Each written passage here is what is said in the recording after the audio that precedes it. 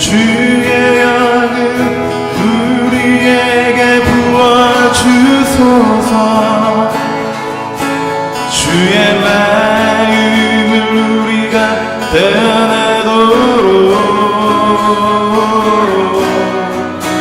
주의 이름을 부르는 많은 영혼들이 모두 구원을 얻도록. 지금 주의 영을 우리에게 부어주소서. 주의 마음을 우리가 변하도록 주의 이름을 부르는 많은 영혼들이 모두 구원을 한 번 더 선포합시다. 지금 주의 영을 우리에게 부어주소서. 주의 마음을 우리가 변하도록 주의 이름을 부르는 많은 영혼들이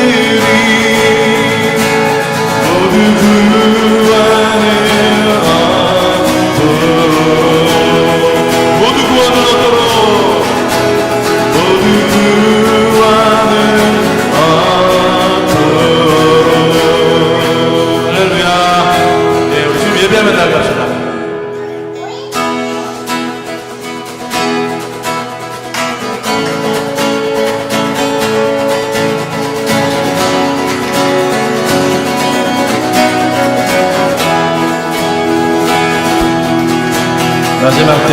마지막 때에 나의 성령을 모든 육체에 부어주리니 자녀들은 예언할 것이요 청년들은 환상을 보고 어른들은 꿈을 꾸리라.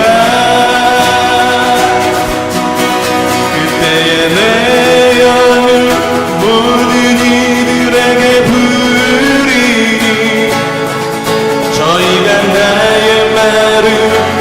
대신하고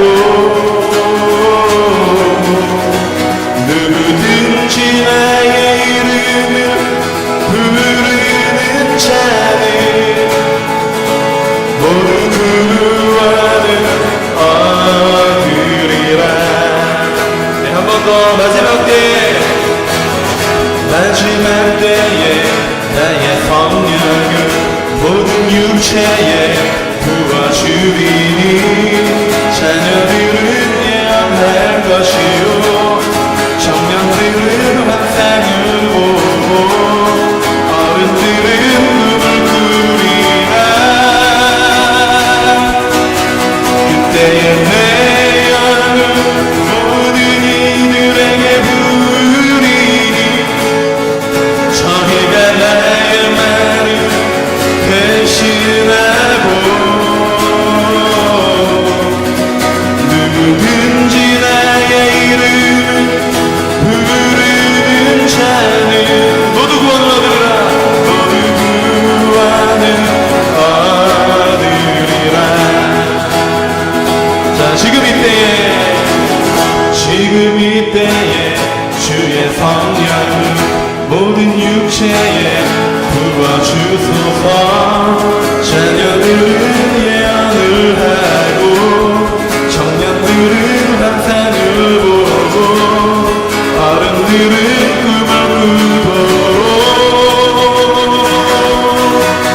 지금 주의 영을 우리에게 부어주소서. 주의 마음을 우리가 변하도록 주의 이름을 부르는 많은 영혼들이 모두 구원을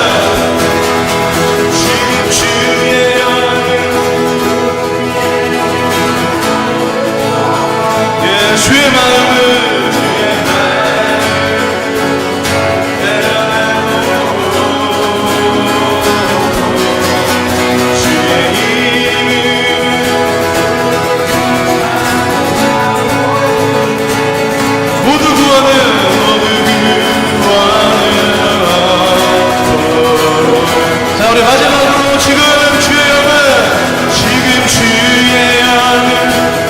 우리에게 부어주소서.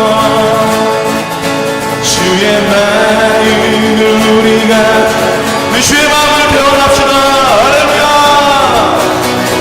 주의 이름을 부르는 많은 영혼들이 모두 구원을 얻도록 모두 구원을 얻도록 모두 구원을 얻도록 모두 구원을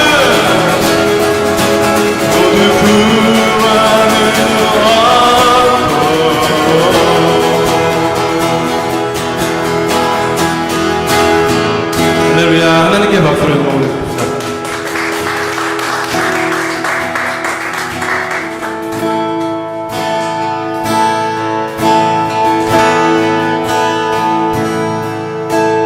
내 모든 것 나의 생명까지 다 주님 앞에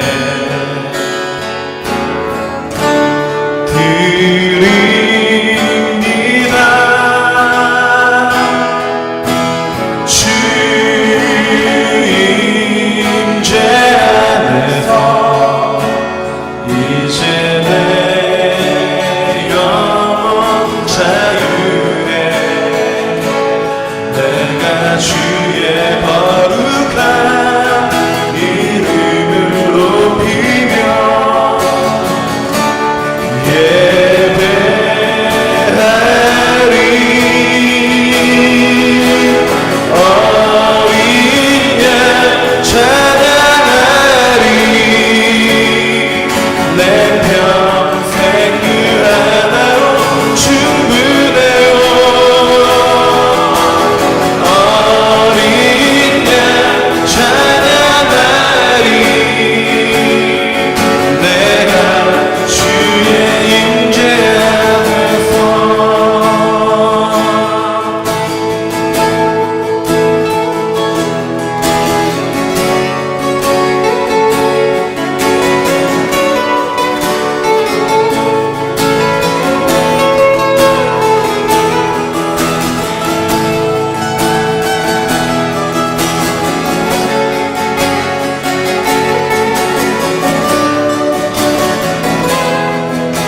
우리 한 번 더 고백합시다.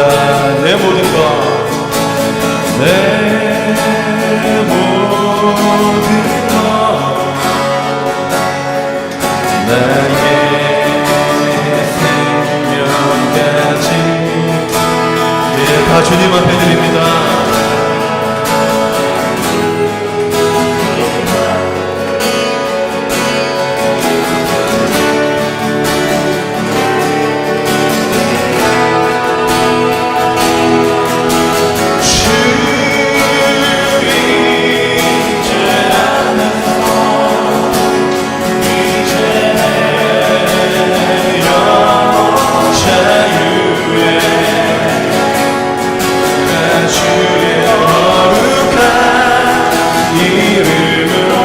자, 우리 손을 높이 듭시다.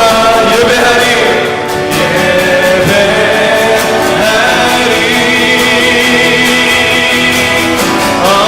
어린 양 찬양하리. 내 평생 그 하나로 충분해요. 어린 양 찬양하리. 내가 주인데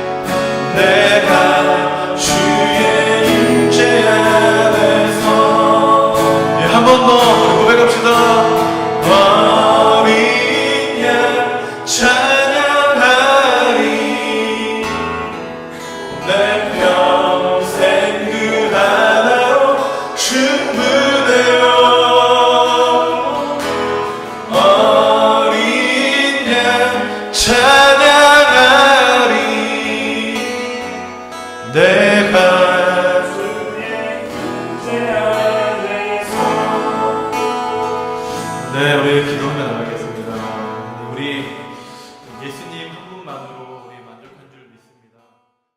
아직은 예배를 기다리지 못하는 모습, 다양한 모습 가운데 주님 앞에 나왔습니다.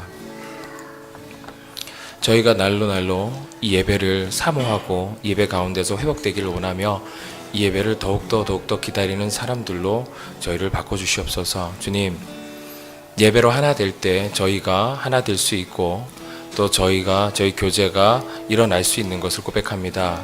말씀 가운데 바로 서게 하시고 말씀 가운데 저희가 무엇을 찾을지를 바로 알아 그 진리 가운데로 인도하여 주시옵소서. 주님, 저희가 바로 선 교회이길 원합니다.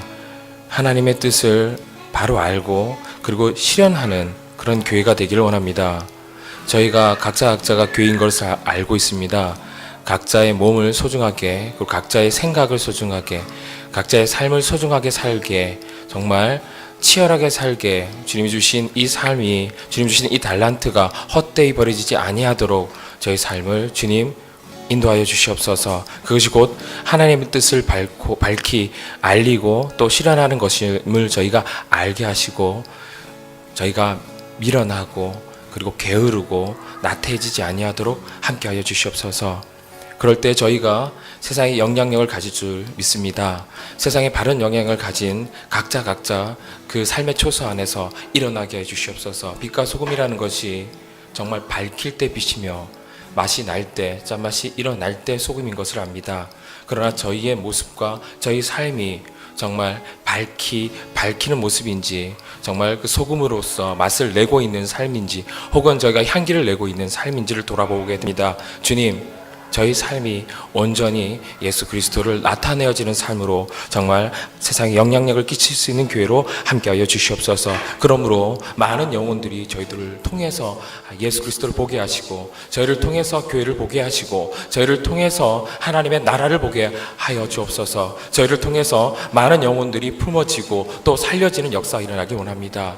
저희가 바로 설 때에, 저희가 빛과 소금의 역할을 바로 할 때에 저희가 많은 영혼들을 품어 나갈 수 있음을 고백합니다. 많은 영혼을 품고 이 자리에 오는 것이 목적이 아니라 그 영혼들이 정말 하나님께 진실한 자들로 세워지는 그 역사를 함께 하는데, 세워지는데 저희를 사용하여 주시옵소서. 그럴 때 저희가 능력 있는 교회가 되는 것이고 저희 각자가 능력 있는 삶으로 살아가는 것을 믿습니다. 교회다운 교회가 정말 되게 하시고 살아있는 교회가 되게 하시고 정말 성장하는 교회가 되게 하여 주시옵소서. 날로 저희의 교회에 기름을 부어 주시며 그 가운데 이 세상의 제사장으로서 정말 참된 교회로서 역할을 할 수 있는 정말 저희 교회로 세워주시옵소서. 주님, 예배를 시작하는 시간입니다. 항상 기대하는 말씀 가운데 계시록을 보고 옵니다. 그 계시록 가운데 하나님께서 어떤 말씀으로 그 사랑의 말씀을 저한테 보여주시는지 날로 기대하고 옵니다.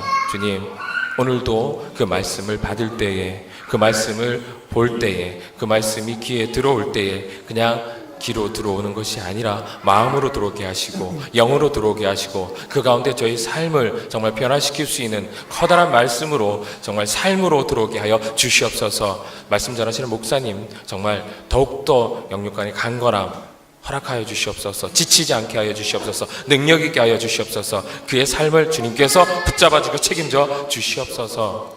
예배를 드리는 성도님들 더욱더 은혜 가운데 예배를 성공할 수 있도록 하여 주시고 그 가운데 항상 주님 성령 충만함으로 채워 주시옵소서. 시작하는 시간입니다. 마치는 시간까지 주님께서 홀로 영광 받을 것을 믿사오며 사랑 많으신 예수 그리스도를 받들겠나이다. 아멘. 계시록 2장 18절부터 오늘 29절의 말씀입니다. 계시록 2장 18절부터 오늘 29절까지의 말씀. 오늘은 그 두아디라 교회에 관련된 말씀입니다. 제가 읽어드릴 테니까 눈으로 따라와 주시기 바랍니다. 두아디라 교회 사자에게 편지하기를 그 눈이 불꽃 같고 그 발이 빛난 주석 같은 하나님의 아들이 가라사대 내가 내 사업과 사랑과 믿음과 섬김과 인내를 아노니 내 나중 행위가 처음 것보다 많도다. 그러나 내게 책망할 일이 있노라. 자칭 선지자라 하는 여자 이세벨을 내가 용납함이니 그가 그 종들을 가르쳐 꿰어 행음하게 하고 우상의 재물을 먹게 하는도다. 또 내가 그에게 회개할 기회를 주었으되 그 음행을 회개하고자 아니하는도다.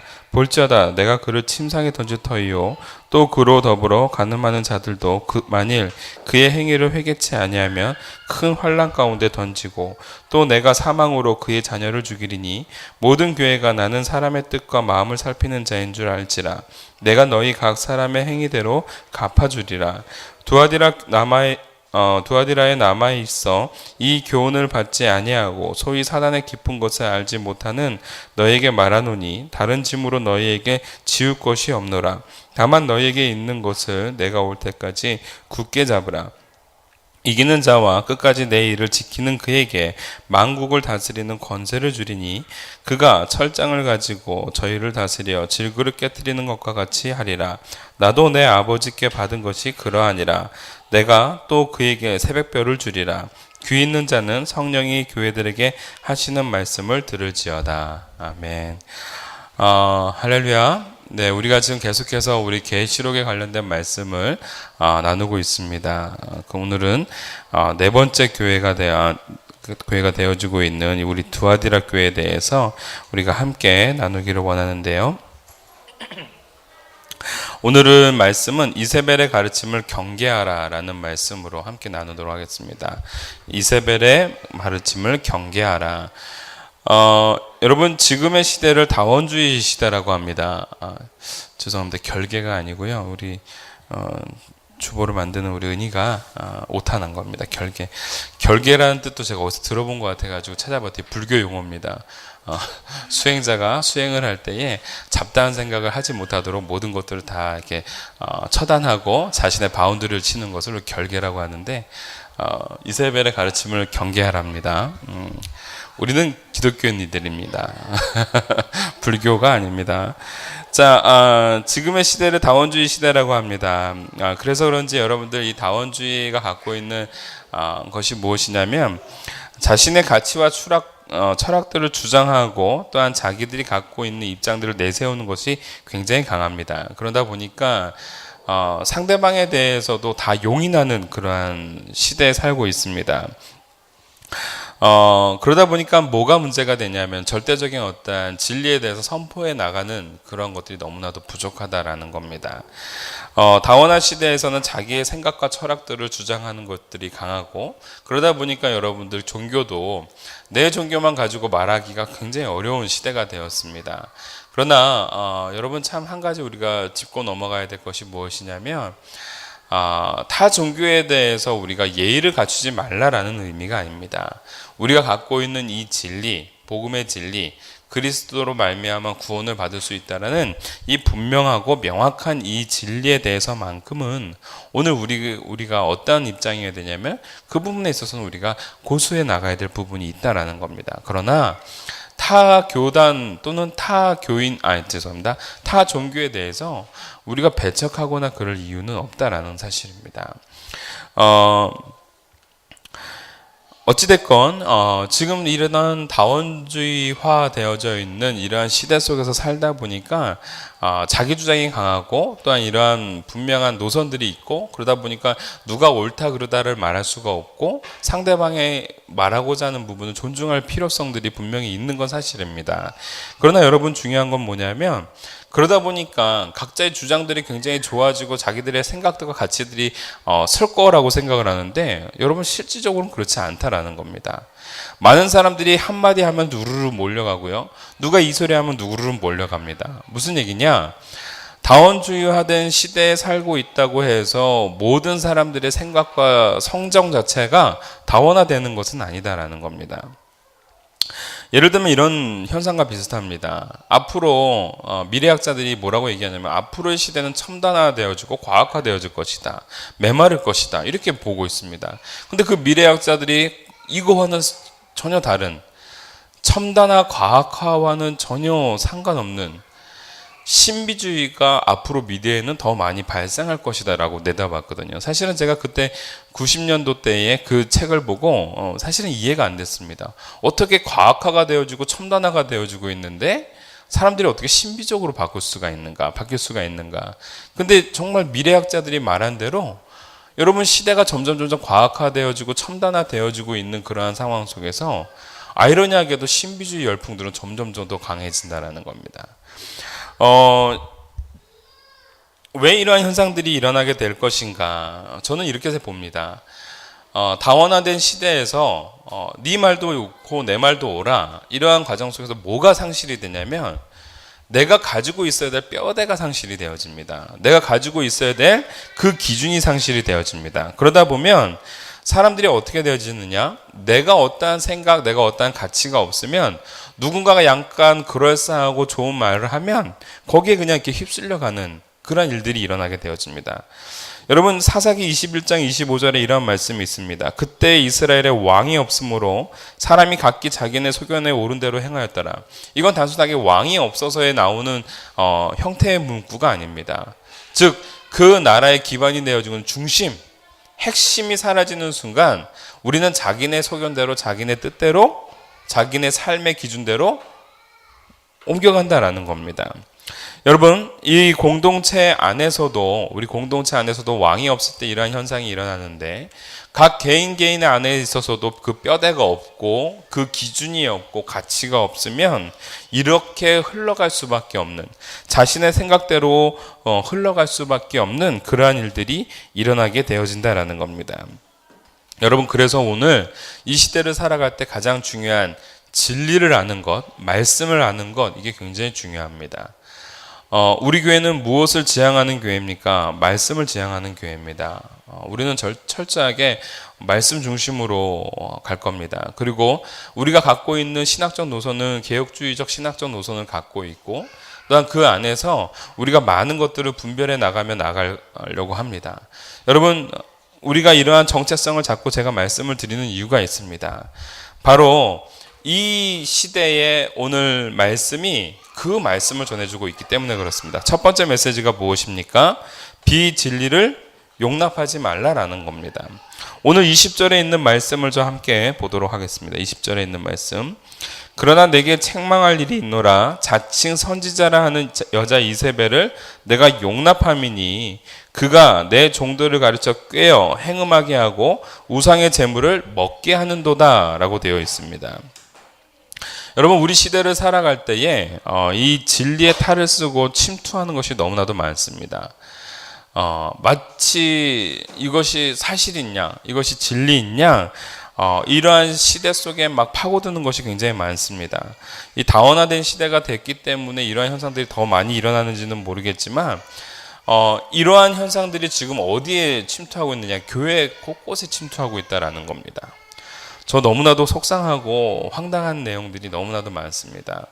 뭐냐면 교회 안에서 절대로 있어서도 안 되고 행해서도 안 되고, 또한 우리가 봤을 때에 납득할 수 없는 일들이 교회 내에 침투해서 마치 그것이 하나님의 뜻인 양 가장되어지고 표장되어져 나가는 모습들이 너무 많다라는 겁니다.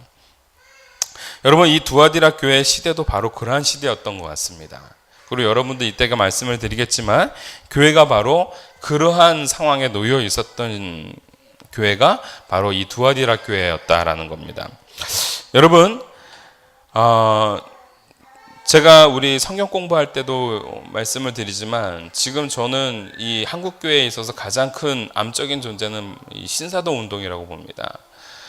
정말 이거는 하나님의 말씀 속에서도 드러나 있지 않은 현상들, 또는 신학적으로도 검증되지 않은 그러한 논리들, 이러한 이론들을 가지고 지금 한국교회를 너무나도 많이 현혹시켜 가고 있습니다. 쓰러지고 넘어지는 것이 하나님의 마치 큰 기사인 양, 그리고 그렇게 자기를 스스로 높여가는 그러한 현상들이 굉장히 많다라는 겁니다. 현대 시대에 살아가면서 자기를 스스로 여선지자라고 말하는 사람들 대부분이 다 이 신사도 운동에서 일어나고 있는 사람들입니다. 자기를 스스로 선지자라고 얘기합니다. 누가 그를 향해서 선지자라고 말해주지 않습니다. 스스로 선지자라고 얘기합니다. 여러분, 그런데 너무 재밌는 것은 그러한 선지자라고 말하는 사람들이 성경 곳곳에서도 스스로 자칭 주의 종이다, 자칭 선지자다라고 말하는 사람이 비일비재하게 나타난다라는 겁니다. 오늘 그 대상 중에 하나가 바로 누굽니까? 이세벨이라는 한 사람이다라는 겁니다. 물론 여기서 말하고 있는 이세벨은 그 사람의 이름이 이세벨인지 아니면 그의 행위와 그런 업적들이 구약시대에 나왔던 이세벨과 비슷하기 때문에 대표성을 띠고 그렇게 얘기했는지는 확실하지는 않습니다만 어찌됐건 우리가 성경 가운데 이세벨이라고 말하고 있으니까 이세벨이라는 이름을 가진 여자 선지자라고 보고 우리가 한번 말씀을 나눠보도록 할 겁니다. 여러분, 당시 두아디라 교회는요 그렇게 크지 않은 지역이었고 또한 그렇게 중요한 지역은 아니었습니다. 그러나 한 가지 중요한 것이 있었다면 군사적 요충지였고, 그러다 보니까 군사적 요충지는 결국은 무엇이 이제 또 활성화되어지기 시작하냐면 군사가 많고 사회가 안정이 되다 보니까 거기 안에는 무역들이 이제 또 이렇게 왔다 갔다 하게 되어집니다. 무역이 일다 보니까 거기 안에는 자연스럽게 그 무역을 또는 그러한 행인들이 자기의 어떤 종교성을 드러내는 부분들이 많았겠죠. 예를 들면 우리가 바다의 해신제들을 가만히 살펴보면 보통 항구 쪽에서 그러한 바다의 신을 섬기는 일들이 많지 않습니까? 비슷하듯이 두아디라 교회에서도 무역들이 활성화되다 보니까 거기 안에는 종교를 행하는 그런 일들이 굉장히 많았습니다. 그러다 보니까 많은 다신들을 섬기게 되어지고 그 중에 이제 대표적인 신을 섬겼던 대상이 누구냐면 제우스의 아들이었던 아폴로 신을 굉장히 잘 섬겼던 지역이었습니다. 근데 이들이 이러한 곳에서 살다 보니까 어떠한 사업이 결국은 잘 될 수밖에 없을까요? 무역들이 잘 되는 것도 있겠지만 또 한 가지 이 우상 숭배들을 해 나가는 데 필요한 것들을 대는 사람들이 돈을 많이 벌겠죠. 그러다 보니까 이 구리세공업자, 즉 우상들을 만들어내는 구리세공업자와 또한 그 염색공업자들이 잘 살 수밖에 없는 그러한 구조에 있었다라는 겁니다. 즉 이방 종교와 밀착되어 있던 사업들이 잘 되는 그곳이 바로 두아디라 교회였다라는 겁니다. 제가 어렸을 때도 저 옆집에 한 분이 계셨는데 그분이 뭐냐면 석공이셨습니다. 근데 뭘 만드냐면은 예를 들면 무덤에 이렇게 세워져 있는 비석이라거나 아니면 무슨 상 같은 거 있죠. 그 다음에 불교 안에서도 이렇게 그 절에 들어가다 보면 큰 어떤 돌덩어리 상들을 이렇게 만들지 않습니까?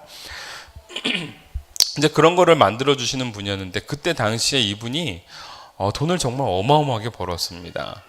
저는 맨날 그 길거리에서 먼지 뒤집어 써가면서 막 그 돌을 깎고 부시고 뭐 이러시는 분이라 돈을 얼마나 버실까 그랬는데 상상 초월이었습니다 당시에. 그분이 그거를 몇 년 하고선 집을 사시고 몇 년 하고선 뭘 사시고 뭐 이럴 정도로 어마어마하게 돈을 많이 벌었습니다. 제가 이런 거를 하시는 분들이 돈을 많이 버는구나라는 걸 알았는데 그분이 그렇게 하시다가 어느 날 이분이 목사님이 되시겠다고 이거를 접고 이제 신학을 하시는 상황이 돼서 정말 아이러니한 상황이었습니다. 그 전까지만 해도 부처 만드시고 막 이러셨던 분이었거든요. 무슨 상 만들고 자기가 만드는 대로 막 이제 그러한 조각들이 되셔서 그게 뭐 몇백만 원에 팔려 나가는 그러한 상황이었는데 이분이 자기가 지금까지 만들었던 우상을 없애고 이제는 자기는 자기 마음에 예수님의 상을 품고 가겠다. 굉장히 도전되었고 굉장히 감동이 되었던 그런 일화가 있었습니다. 여러분 어찌됐건 이렇게 돈을 많이 벌고 그것이 아니면은 그러니까 생활을 할 수 없을 만큼 신앙과 상황이 뒤섞여져 있던 곳이 바로 어디였다? 두아디라 교회였다라는 겁니다. 이방 종교의 문화도 쉽게 들어올 수밖에 없었고 그 가운데서 기독교 문화 안에서도 여러 가지 일들을 해나가고 있었지만 그 일을 하고 있는 가운데에서도 이러한 혼합적인 부분들이 굉장히 많았다라는 겁니다. 두아디라 교회는 사랑과 믿음, 섬김과 인내가 있었던 교회로서 여러분들 보시면 19절에 나와 있습니다. 내가 내 사업이라고 되어 있지만 이건 내 행위를 안다라는 의미입니다. 내 행위가 사랑과 믿음과 섬김과 인내를 내가 아노니 이렇게 되어 있는 겁니다. 여러분 사랑과 믿음과 섬김과 인내가 있었던 교회 그게 바로 두아디라 교회였다라는 거예요. 근데 뭐가 문제였다고요? 그렇게 사랑과 섬김과 인내가 있었던 믿음이 있었던 그 교회가 무엇을 용납했다? 비진리, 이세벨을 용납하기 시작했다라는 겁니다. 여러분, 이게 도대체 교회에 무슨 문제이기 때문에 그럴까요? 여러분, 이 비진리와 진리가 섞여지는 순간 진리가 퇴색이 되어집니다. 그리고 진리를 주장할 수가 없습니다. 마치 이 이세벨이라는 이 여인은요, 교회 안에서의 암적인 존재입니다. 그만을 도려내기가 너무 어려운 상황이었습니다. 무슨 얘기냐면 지금 한국 교회를 보면 그렇습니다. 지금 한국 교회 안에서 자정 능력들이 상실됐다고 하면서 이제 많은 목사님들이 하나하나씩 깨어져서 무엇을 배격하기 시작하냐면 신사도주의 운동들을 이제 배격하기 시작합니다. 우리가 너무 여기에 현혹되었다. 우리가 여기에 너무 탐닉되었다. 왜냐하면 그러한 역사들이 교회에 일어난다고 하니까 교회가 성장이 되거든요. 사람들이 찾아오거든요. 이상적인 어떤 그 현상들이 나타나니까 사람들 안에서 그 종교적인 어떤 탐닉들이 일어나기 시작했거든요. 근데 여러분, 문제는 뭐냐면 그것을 하나하나 용인하다 보니까 무슨 문제가 벌어지느냐? 교회 내에서 해야 될 말들을 하지 못하는 상황이 되어버렸습니다. 그러니까 지금 한국 교회 내에서 많은 목사님들이 이제 신사도 운동을 우리가 확실하게 배척하자. 이걸 확실하게 우리가 뿌리 뽑자. 그리고 교회가 교회답게 세워져 나가기를 지금 결단하고 소원하는 목사님들이 하나하나 그런 것들을 버려가고 있는 상황에 있습니다. 여러분, 너무나도 무섭습니다. 지금 이세벨이라는 여인이 어떤 여인인지 여러분 잘 모르실 겁니다. 그래서 제가 잠깐 소개를 하자면 열왕기서에 이제 아합이라는 왕이 등장을 합니다. 여러 왕들이 있었지만 왕들 중에서 가장 악했던 왕 중에 하나가 바로 이 아합이라는 왕입니다. 근데 이 아합 왕이 얼마나 잔인하고 무모했냐면 하나님이 분명히 살아계시고 하나님이 계시다라는 걸 알매도 불구하고 바알을 섬겼던 사람입니다. 이 아합 왕이 있었을 시대에 있었던 선지자 중에서도 가장 대빵이라고 말할 수 있는, 가장 위대한 선지자라고 말할 수 있는 엘리야 선지자가 그 시대에 있었습니다. 하나님의 역사와 이적들이 일어나고 있는 것을 보여주고, 하물며 바알 선지자와 또한 아세라 선지자들과 더불어 니네들의 신이 살아있냐, 내가 믿고 있는 하나님이 살아있느냐라는 것을 내기했을 때도 하나님이 살아계심을 분명히 증거했음에도 불구하고 이 아합이 돌아서지 못했습니다. 왜 그랬느냐? 이 아합에게는 이세벨이라는 부인이 있었거든요. 이 이세벨이 시돈 왕 엣바알의 딸이었습니다. 근데 이 여인이 이 아합 왕과 결혼을 한 이유가 정략적 결혼이었습니다. 즉 정치적 결혼이었습니다. 그 위쪽에 있는 그 아람 민족들을 경계하기 위해서 이 시돈 왕의 딸인 이 이세벨과 결혼했는데, 이 이세벨이 들어와서 무엇을 하기 시작하냐면 바알 신상을 세우기 시작한 거예요. 그리고 그 바알 신상만 세우는 것이 아니라 백성들로 하여금 그걸 믿게끔 하고 자기 남편인 아합 왕도 그 하나님이 아닌 바알을 믿게끔 만드는 거예요. 그러면서 사마리아 땅에 바알 신전을 섬기고 하나님의 선지자들은 다 뭐하기 시작해요? 핍박하고 죽이기 시작하고 몰살시키기 시작하고 바알 선지자들은 우대하기 시작했습니다. 그러니까 여러분들, 그 엘리야가 그 선지자들과 싸울 때 850대 1로 싸울 때에 하나님을 믿는 선지자로서 대표성을 띠고 있었던 사람이 엘리야 한 사람밖에 없었다라는 거예요. 나머지들은 다 죽여놓은 거예요. 여러분, 그만큼 이 여인은 이 우상 숭배를 함으로 이스라엘 민족들을 타락하게끔 만들었던 아주 대표적인 인물인 거고요. 또 그것뿐만이 아니죠. 이 권모와 술수가 굉장히 악랄했던 사람이었습니다. 아합 왕이 그 궁전 옆에 있는 나봇의 포도원이 너무 갖고 싶었어요. 근데 나봇의 포도원을 갖고 싶어서 나봇에게 내가 너에게 많은 금은보화를 줄 테니까 그 땅을 팔아라 라고 했는데 안 팝니다. 왜? 나봇이 팔지 않는 이유가 있습니다. 하나님이 주신 기업이기 때문에 내가 이것을 팔 수가 없습니다. 하나님의 뜻대로 살아가는 사람이에요. 그랬더니 이 아합 왕도 아는 거죠. 그게 하나님의 율법과 하나님의 뜻대로 살아가는 것을 알고는 있는데 갖고는 싶은 거예요. 그때 이세벨이 어떻게 합니까? 이 나봇이 왕과 하나님을 모욕했다라고 음모를 써서 그러하여금 그러한 술수 속에 말려들게끔 합니다. 그래서 결국은 이세벨이 나봇을 죽이게끔 만들고 그 죽은 나봇의 일가들을 다 죽이고 난 다음에 그 땅을 차지하도록 만들어 버립니다. 여러분 얼마나 악하고 얼마나 그 음행과 술수가 강했던 사람입니까? 그게 바로 이세벨입니다. 근데 지금 예수님이 두아디라 교회에 그와 같은 존재, 이세벨과 같은 존재가 그 교회에 있다라는 겁니다. 그러면 여러분 구약 시대에 이스라엘 그 유대 땅이 그렇게 변질될 수 있었던 것처럼 지금 이 이세벨이라는 자칭 여선지자라고 말하고 있는 이 사람이 이 교회에 있는 순간 교회는 어떻게 되는 거예요? 물들어가는 거예요. 죽어가는 거예요. 영적으로 타락해 나가는 겁니다. 여러분 이러한 위기에 처해져 있는 교회가 두아디라 교회였다는 겁니다. 근데 이 두아디라 교회를 향하여 지금 주님이 말씀하고 계시는 겁니다. 여러분 여기에 우리는 큰 은혜를 받아야 될 줄 믿습니다. 왜냐하면 예수님께서 이 교회를 향하여서 말씀해 주시는 내용이 2장 3장에 나와 있는 그 어떠한 교회보다도 가장 많이 수록되어져 있습니다. 신학자 해머가 이렇게 묘사하고 있습니다. 7편지 중에서 가장 길고 7편지 중에서 가장 어려운 편지가 7교회 중에서 가장 알려지지 않고 7교회 중에서 가장 중요하지 않으며 7교회 중에서 가장 유명하지 않은 두아디라 교회에게 전해졌다. 여러분 이것은 또 뒤로 이렇게 뒤집어 보면 무슨 의미입니까? 어느 누구도 관심 두지 않고 어느 누구도 조명하지 않는 그 두아디라 교회를 향하여 누구는 주님은 관심을 가지고 계시다라는 겁니다.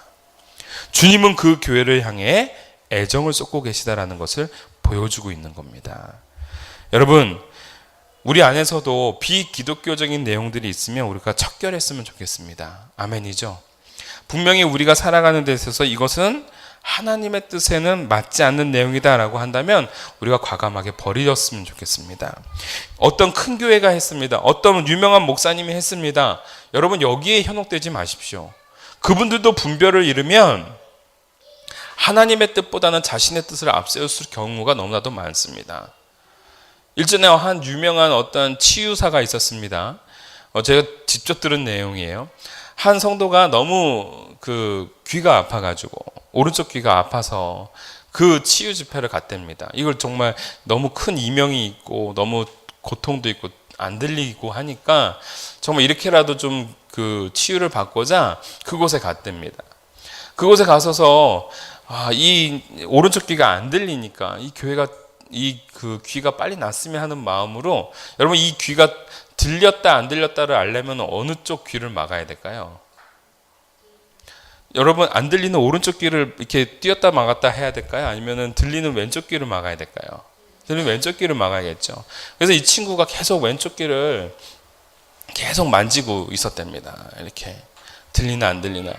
지금 치유가 일어난다고 하는데 들리나 안 들리나. 근데 거기서 그 치유를 하시는 분이 갑자기 뜬금없이 지금 이 자리에 왼쪽 귀가 아파서 오신 분이 계십니다. 이렇게 얘기했다는 거예요. 그래서 자기가 너무 충격을 받았대요.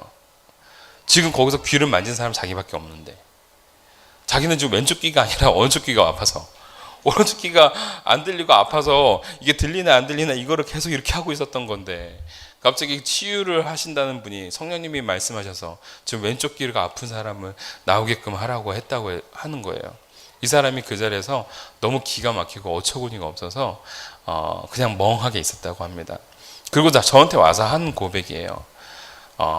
치유가 있다라고 하는데 제가 봤을 땐 그건 아닌 것 같습니다. 이 고백이었습니다. 여러분 치유라는 부분이 분명히 일어날 수 있습니다. 왜냐하면 성경 안에서 치유가 분명히 일어났고 또한 저희 지은 가운데서 하나님의 은혜 가운데 나신 분들이 분명히 있기 때문에 그렇습니다. 치유가 없다라는 얘기를 하는 것이 아닙니다. 그 치유를 가장해서 하나님의 능력을 가장해서 자기의 능력을 삼으려고 하는 이세벨과 같은 사람들이 많다라는 것을 좀 말씀을 드리는 겁니다. 여러분 하나님의 놀라운 역사와 그 은혜는요, 그러한 간증은요, 그걸 치유로 받은 사람의 입을 통해서 나가는 것이지 내가 누구를 치료했다라고 내가 말하는 것에서 나가는 것이 아니다라는 겁니다. 이해가 되십니까? 아멘이죠. 여러분, 내가 하나님의 능력을 보여주기 위해서 무릎 꿇고 기도하는 것이 중요한 것이지, 남들 앞에서 하나님이 그것을 해내느냐 못 해내느냐를 보여주는 것이 하나님의 뜻을 내세우는 것이 아니다라는 겁니다. 여러분, 제가 이 자리가 제 자리입니다. 여기 뒤에, 바로 뒤에가 제 자리인데, 요 라인 중심으로 해서 이 라인 중심이 제 뒷자리입니다. 여기에 여러분들의 이름을 놓고 제가 기도를 합니다. 그리고 우리 교회를 위해서 함께 애쓰셨던 많은 분들을 위해서 제가 그 분들의 이름을 놓고 기도를 합니다. 여러분, 제가 하나님의 뜻을 세워나가는 것은 제가 이 자리에서 뭔가 병 고쳐주는 역사를 행하는 것이 아니라 하나님의 뜻 가운데서 내게 맡겨준 양들을 위해 무릎 꿇고 기도하는 게 제 역할인 겁니다. 아멘이죠? 그게 바로 하나님의 역사인 겁니다. 한 사람이 자신의 인생을 하나님 앞에 내어 바치면서 무릎 꿇을 수 있다는 거, 그게 기적인 겁니다, 여러분. 아멘입니까? 그 전까지 하나님을 알지 못했던 사람, 자기 뜻대로 살려고 했던 사람이 하나님을 아는 순간부터 자신의 귀한 시간과 물질을 들여서 하나님 앞에 내어 맡기는 것, 그게 기적인 겁니다. 아멘이죠. 여러분, 그러한 역사가 우리 교회에게 있었으면 하기를 바랍니다. 또한 그러한 역사가 여러분들의 인생 속에 나타나기를 바랍니다. 여러분, 그러한 교회, 그러한 꿈을 꾸는 저와 여러분이 되어지기를 주님의 이름으로 축원합니다. 여러분, 두 번째, 이 말씀을 통해서 우리가 깨달을 수 있는 건 무엇이냐면, 주님은 그들을 미워하지 않습니다. 여러분, 그들을 미워하지 않습니다. 여러분, 오늘 말씀을 보면은요, 분명히 예수님께서는 그 교회를 향해 너희들에게 책망할 것이 있다 하면서 너희들이 그들을 용납한 것을 문제를 삼았습니다. 근데 여러분, 그들을 용납한 거는 문제를 삼았는데 예수님은 정작 그들을 뭐 하고 계시냐면은 미워하지 않고 그들을 기다려주고 계시다라는 겁니다. 몇 절입니까? 오늘 21절을 한번 봅시다. 21절.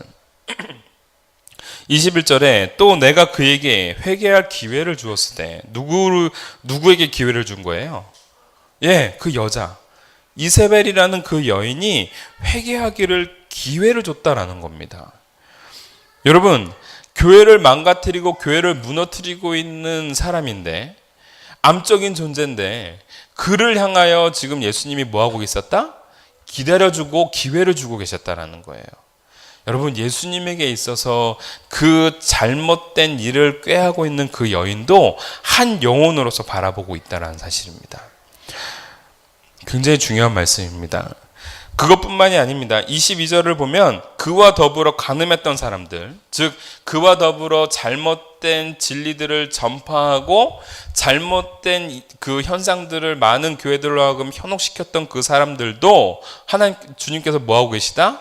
기회를 주신다라는 겁니다. 22절, 볼지어다 내가 그 더불어 그와 간음하던 자들도 만일 그 행위를 회개치 하냐면 그 환난 가운데 던지고, 지금 뭐 하고 있는 거예요?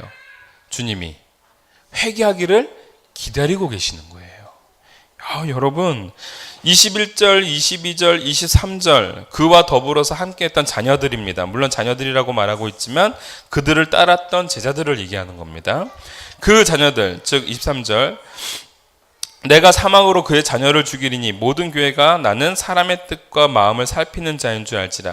내가 너희 각 사람의 행위대로 갚아주리라. 여기서 말하고 있는 그 자녀들 또한 뭐하고 계시는 거예요?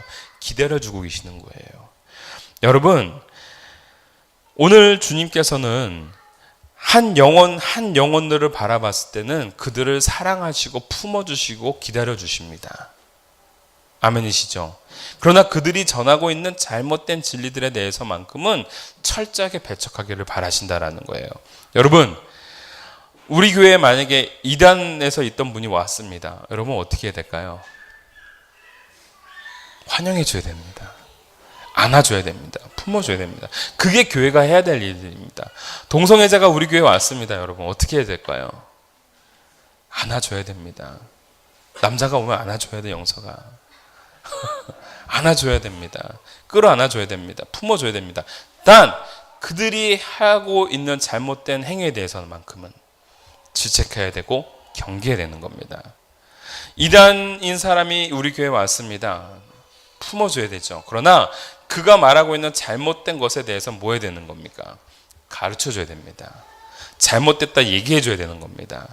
그리고 그와 더불어 같은 마음을 품어서는 안 된다라는 겁니다. 여러분, 능력은요, 능력 있는, 즉 높은 곳에서 밑으로 내려가는 것이고요. 물처럼. 그리고 영향력 있는 곳에 붙게끔 돼 있는 겁니다. 무슨 얘기냐? 여러분, 제가 청소년 사역을 하면서 한 가지 깨달은 게 있었습니다. 그게 뭐냐면, 내가 청소년 사역을 하니까 내가 청소년들처럼 해야겠다라는 생각을 굉장히 많이 했습니다. 그래서 처음에 초창기 때는 애들이 만약에 청소년 사역을 하다 보니까 애들이 만약에 뭐 힙합 스타일을 해, 그럼 나도 한번 힙합 스타일을 하면서 내가 너와 함께 이게 동등한 그러한 존재야. 그리고 너와 이렇게 낮아지는 모습을 보여주는 사람이야. 이런 것을 보여주려고 했습니다. 근데 여러분, 그거를 하다 보니까 제가 무엇을 깨달았냐면 이들에게 더 이상 모델이 되지 못하는 거예요. 제가 그걸 깨달았습니다. 청소년 사역을 오래 하면 할수록 그들과 똑같으려고 하기보다는 내가 어른으로서, 내가 목회자로서, 내가 이들을 책임지는 영적 지도자로서 그들에게 보여줘야겠구나라는 생각을 하게 되었습니다. 여러분, 참 재밌는 것은요, 오히려 그 모습이 함께 닮아가려고 했던 모습이 아니라 오히려 다른 모습을 보면서 끌어줬던 모습들이 오히려 더 큰 효과들을 보았습니다. 오히려 그 아이들이 저의 모습을 보면서 저도 목사님처럼 그렇게 될래요. 저도 전사님처럼 그렇게 할래요. 이렇게 변하는 것이지, 제가 그들과 똑같아지면 똑같아지는 것뿐이지 더 이상 어떠한 변화도 일어나지 않았습니다. 여러분, 저와 여러분들에게 있어서 어떠한 능력이 있어야 되느냐? 분명히 우리에게 있어서 뼈대가 있어야 되는 겁니다. 진리의 뼈대가 있어야 되는 겁니다. 내가 생각하고 있는 것, 내가 아는 것이 옳고 분명하다라는 확신이 있어야 되는 겁니다. 그때에 방황할 수 있는 사람들을 붙잡아 줄 수 있는 거예요. 아멘이십니까? 내가 잡고 있는 것이 흔들흔들 되는데 저 흔들거리는 사람은 내가 어떻게 잡아줄 수 있습니까? 내가 잡았을 때 이것이 굳건해지고 넘어지지 않는다는 걸 아는 순간 그 다른 사람을 잡아줄 수 있는 겁니다. 할렐루야. 오늘 저와 여러분들이 바로 그러한 영적 힘과 능력을 갖는 하나님의 백성이 되어지기를 주님의 이름으로 축원합니다. 여러분, 오늘 우리에게 이렇게 말씀하고 계십니다. 20절에 보면 내 종들을 꿰어, 그들이 내 종들을 꿰고 있다라고 말씀하고 계십니다. 주님이 꿰다라는 표현을 어느 때 사용하시느냐? 특히 이 요한계시록 안에서 꿰다라는 표현을 어느 때 사용하냐면요, 12장에서 또는 20장에서 누구를 향해서 쓸 때 쓰느냐? 사단, 즉 뱀들이 그 교회들을, 그 백성들을 속여나갈 때 꿰다라는 표현을 씁니다. 또 한 가지, 13장, 19장. 여러분, 13장, 19장에 누가 등장을 해요? 거짓 선지자들이 등장하죠. 거짓 선지자들이 그 백성들을 꿰어낼 때 꿰다라는 표현, 속일 때 꿰다라는 표현을 씁니다. 그리고 18장에서 바벨론, 이 세상이 온 세상을 미혹해 나갈 때에 꿰다라는 표현을 씁니다. 여러분, 무슨 얘기일까요? 결국 이 꿰다라는 것은 사단적 술수에 해당되어지는 내용들을 꿰다라는 표현을 씁니다.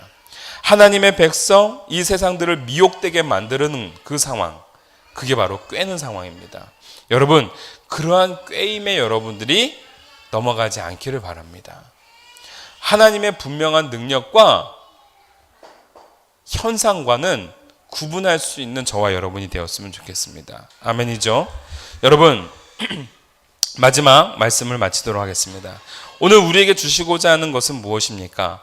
진리를 굳게 잡으라라는 겁니다. 진리를 굳게 잡으라. 오늘 25절에 있는 말씀을 제가 읽겠습니다. 다만 너에게 있는 것을 내가 올 때까지 굳게 잡으라. 여러분, 이 두아디라 교회가 굳게 잡아야 될 건 무엇입니까?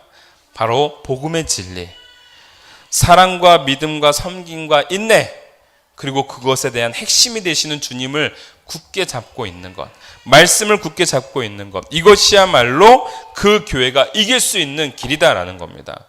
여러분, 제가 왜 요한계시록을 이렇게 제가 계속 강해를 해나갑니까? 지금 이 요한계시록을 모르니까 많은 이단들이, 이걸 요한계시록을 모르니까 많은 성도들이 막 현혹되는 거예요. 와, 여러분, 말도 안 되는 이론과 말도 안 되는 것에 여러분 현혹되지 마십시오. 하나님의 능력이 있는 말씀입니다. 하나님의 사랑이 녹아져 있는 말씀입니다. 여기에 집중하는, 여기에 귀 기울이는 여러분이 되었으면 좋겠습니다.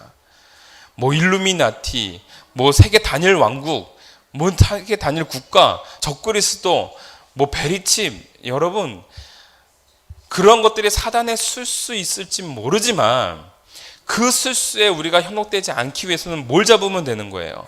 진리를 붙잡으면 되는 거예요. 여러분, 왜 거기에 좌우지되면서 그 술수를 우리가 벗어나야겠다, 그 술수를 우리가 막아야겠다, 왜 이런 데 연연해합니까? 진리에 연연할 수 있는 저와 여러분이 되어지길 원합니다. 내가 바로 알고 있으면 두렵지 않습니다. 내가 똑바로 서 있으면 능력이 있습니다. 이해되십니까?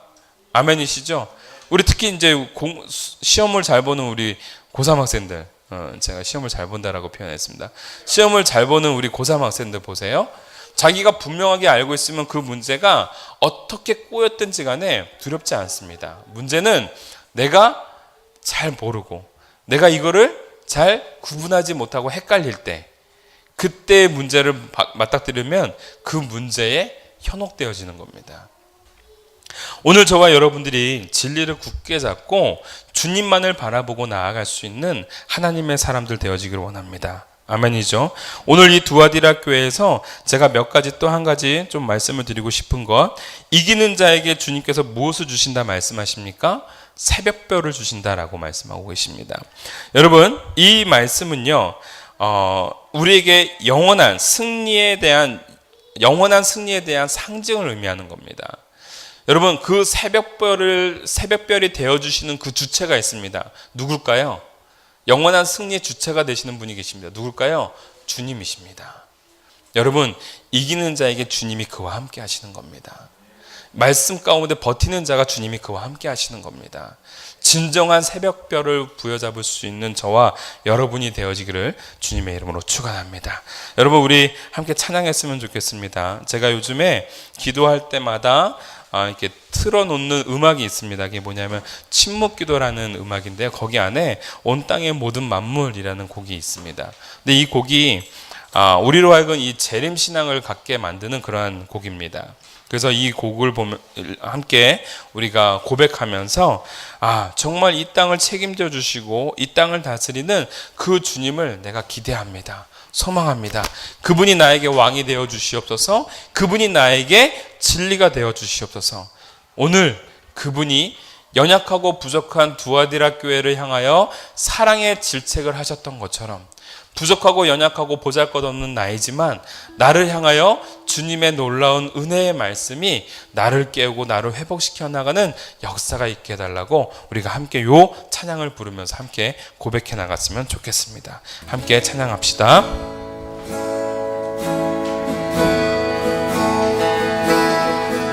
온 땅의 모든 만물 주님 기다리네. 나무들은 기뻐 손뼉치니 산들도 주님 앞에 굽혀져 하며 내 마른 땅 위에 꽃은 피리라. 주가 진실로 속히 오리니 주님 오심을 만물이 보리라. 주가 진실로 속히 오리니 주님 오심을 만물이 보리라.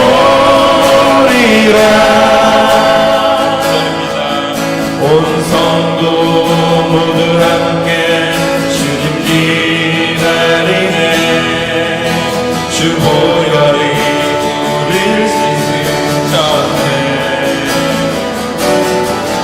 거룩한 산으로 하나 되어서 주님의 신부로 선포하리라. 주가 진실로 속히 우리니 주님의 길을 예비하리라. 주가 진실로 속히 우리니 주님의 길을 예비하리라. 온 세상 모든 나라 주님 기다리네. 열방은 그 아래 엎드려 예수는 그리스도 만유의 주님. 모두 소리 높여 선포하리라.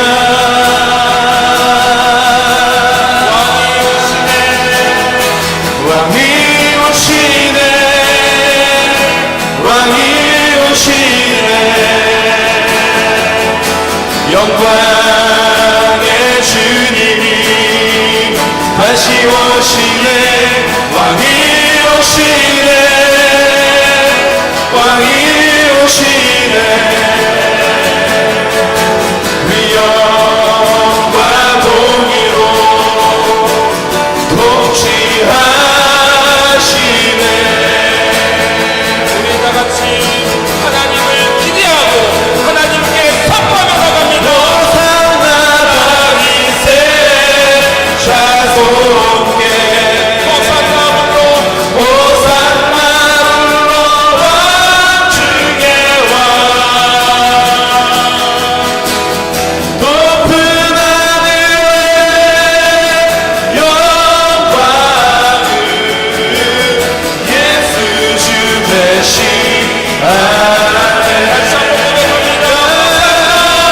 호산나 다윗의 자손께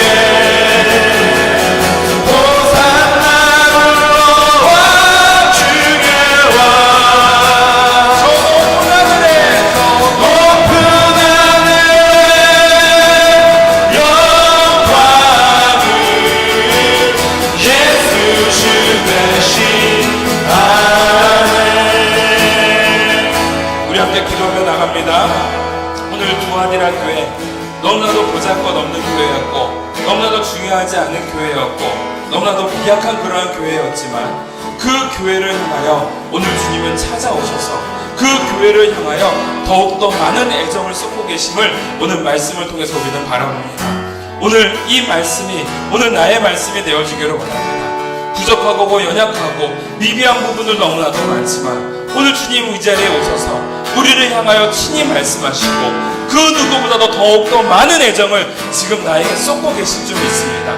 오늘 우리가 기도할 때 주님 오늘 그 말씀대로 오늘 내가 살아갈 수 있도록 도와주시었고 비진리 가운데 있는 우리들이 아니라 주님을 부여잡고 나아갈 수 있는 능력 있는 교회 그러한 교인들 바로 내가 될 수 있게 하여 주시옵소서. 더불어서 주님의 그 애정 주님의 그 사랑을 갖고 더욱더 사랑하며 인내하며 나아갈 수 있는 하나님의 승리하는 백성 새벽별을 거머쥘 수 있는 내가 되게 해달라고 우리가 다 같이 한번 주여 한번 외치고 기도하며 나가도록 하겠습니다. 주여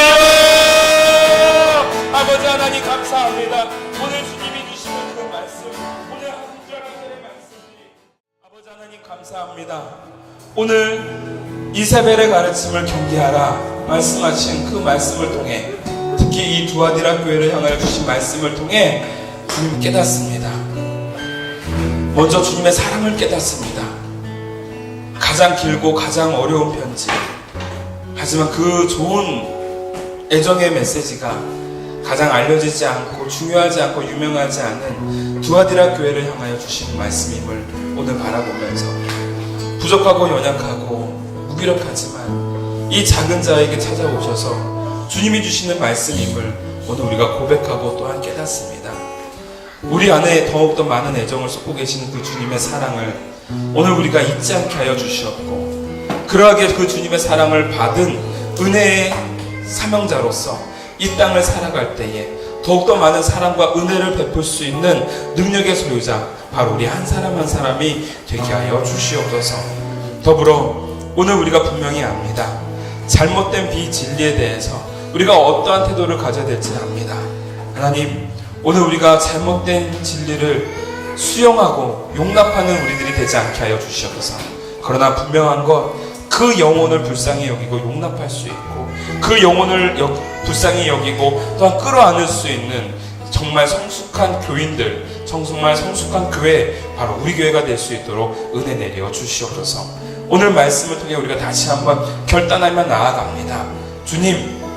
주님의 말씀을 우리가 굳게 보여잡고 흔들림 없는 인생을 살아갈 수 있도록 도와주시사, 오늘 주님의 진리가 우리 가운데 뼈대가 되게 하여 주시옵고, 우리 삶의 기둥이 되게 하여 주시사, 바람에 흩날리는 결의와 같은 우리들의 인생이 아니라 굳건하게 서 있는 고목과 같은 인생이 바로 우리들의 인생이 될 수 있도록 도와주시옵소서.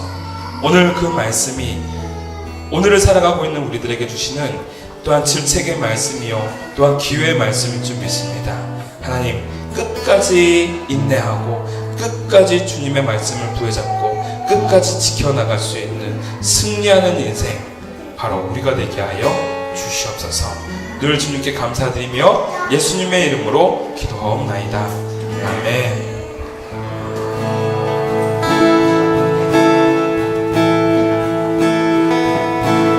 시작됐네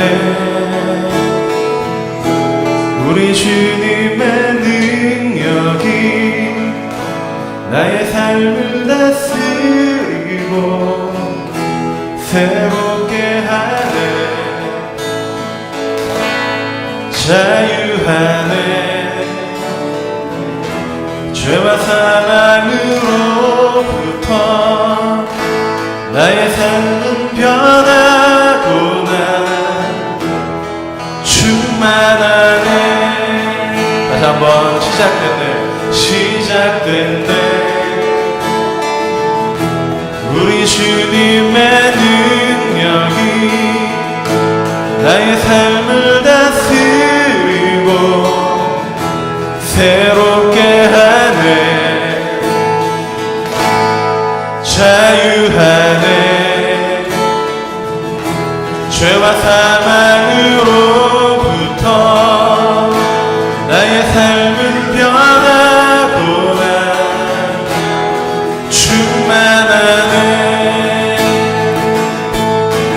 은혜로다, 주의 은혜 한량없는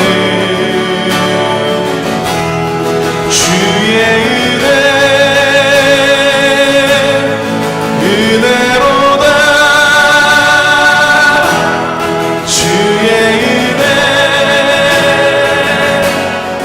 변함없는 신실하신 주의 은혜. 자, 우리 자매님들이 시작됐네.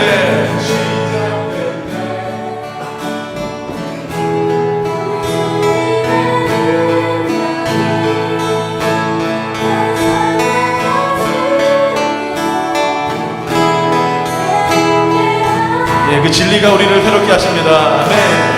자유하네, 죄와 사망으로부터 나의 삶은 변하구나, 충만하네. 다같이 선포합시다. 은혜로다, 주의 은혜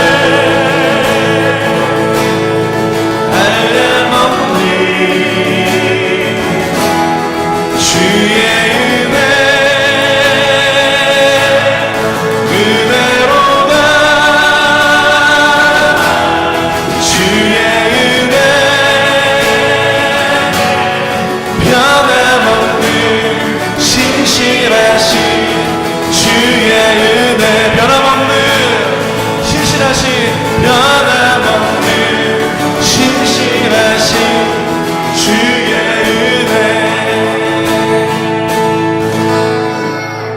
할렐루야.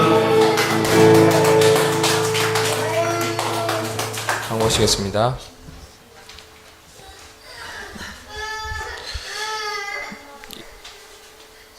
사랑합니다. 여러분들, 이루민들, 또 여러분들을 주님께서 또 만들어 가실 겁니다.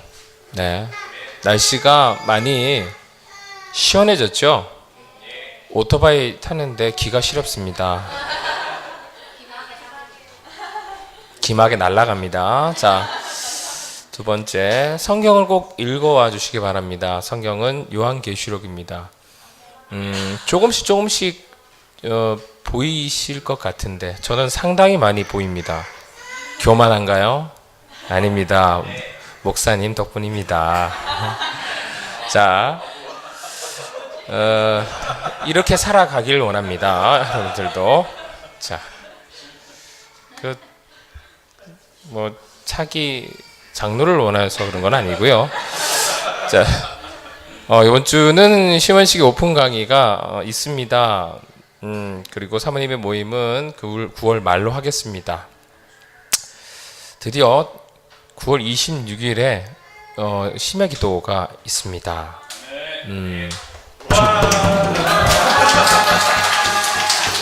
제가 진지하게 얘기하더라도 기쁨으로 받길 원합니다. 여러분들이 그 기대한 만큼 더 그 자리가 풍성해지고 또 그 가운데서 여러분들이 하나님께서 부어주신 은혜가 더 클 것으로 믿습니다. 그렇죠? 예, 그리고 여러분들이 금요 심야 기도회를 너무 오랜만에 하시는 거라서 힘드실 걸 압니다. 그러나 옛날에는 당연히 했지 않습니까? 그죠? 그러니까 이제 와서 다시 하려니까 힘드시죠? 예, 다시 불을 지펴야 됩니다. 기도의 불을 지피셔야 되고요. 또 그 기도 가운데서 하나님께서 응답하실 것들이 너무 많을 것 같아요. 하나님께서 주려고 하는데 강구를 안 해가지고 못 주시는 거일 수도 있습니다. 그럴 수도 있습니다. 네, 그래서 여러분들 기도하시고 응답받는 삶을 또 다시 이어가시길 소망합니다. 오늘의 점심은 멋데리아입니다. 네. 많이 드시고 행복해지시기 바랍니다. 다 같이 일어나셔서 주제 찬양 하시고 축도하심으로 기도 마치겠습니다. 자, 제가 잠깐 추가 광고하겠습니다. 우리 정집사님이 이렇게 요한계시록을 많이 알 수 있는 게 심원식 목사님 덕분이라고 말씀하셨는데 저 이런 아부 너무 좋아합니다. 여러분들 여러분들도 함께 해줬으면 좋겠고요. 동참해 주셨으면 좋겠습니다. 제가 여기 옆에서 주의했습니다. 징계를 내리겠습니다. 자, 여러분들 이번에 이제 금요 심야 기도회 우리가 시작을 합니다. 여러분 참 어떻게 보면은 부흥의 또 다른 핵심이 될 수 있는 예배입니다, 여러분. 그래서 여러분들 뜨겁게 와서 예배 드리고 찬양하고 또 뜨겁게 기도하고, 물론 여기가 좀 그때는 여기가 너무 조용해가지고요 우리 소리가 엄청 커질 것 같아요. 근데 어찌됐건 하나님 앞에 적극적으로 부르짖는 그러한 시간이 되었으면 좋겠고, 물론 여러분들도 없던 예배가 갑자기 이제 생기니까 기대감 또한 부담 반 이렇게 있을 겁니다. 근데 여러분 우리 원래 했던 거잖아요, 그렇죠?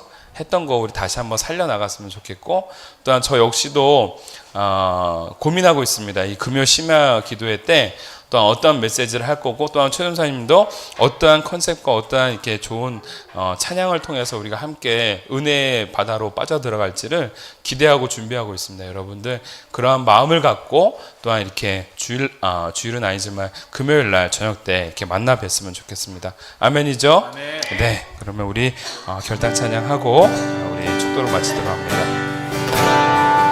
자, 우리 열방의 통치자, 열방의 통치자, 세상이 보리라, 세상이 보리라,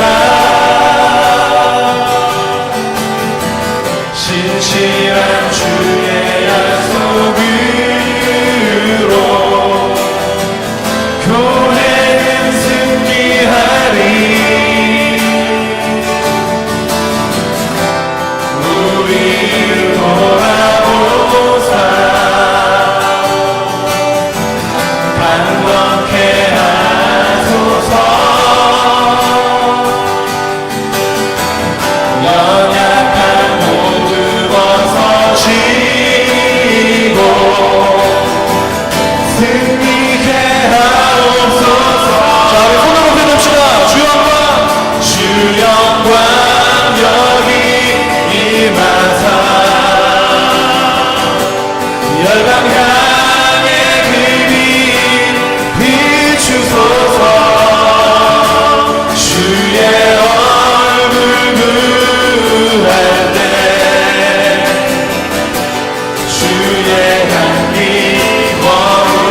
주소서.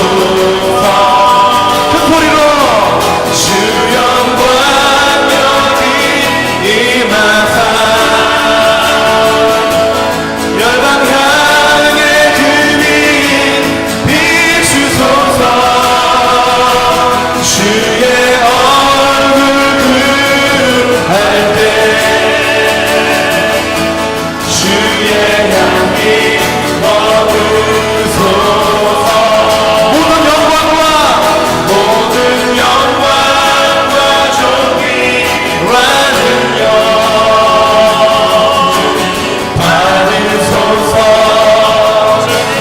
받으소서. 영광과 존귀와는요 주님 받으소서.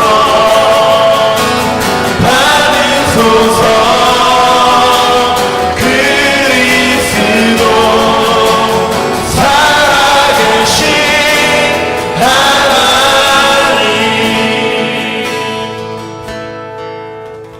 하나님 감사합니다. 오늘 사랑하는 주의 백성들 주님 전으로 나올 수 있도록 인도하여 주시고 더불어서 하나님 앞에 한 명 한 명의 거룩한 예배자가 되게 하심 감사드립니다.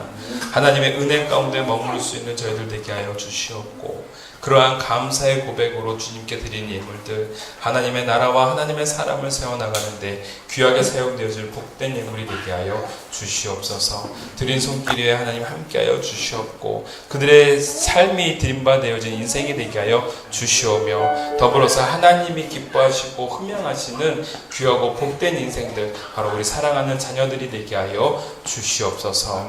지금은 우리 주 예수 그리스도의 은혜와 극진하신 아버지의 사랑과 성령님의 감화감동 역사하심이 오늘 주님의 사랑을 품고 이 땅 가운데서 비진리와 배척하며 나아가기를 소원하고 결단하는 모든 성도들 위해 그리고 늘 주님의 은혜 가운데 머물기를 소원하며 지혜와 하나님의 영이 함께 임하기를 소원하는 우리 사랑하는 자녀들 위해 그리고 함께 예배를 시청하는 모든 지체들 위해 지금부터 영원토록 함께 계실지어다. 아멘.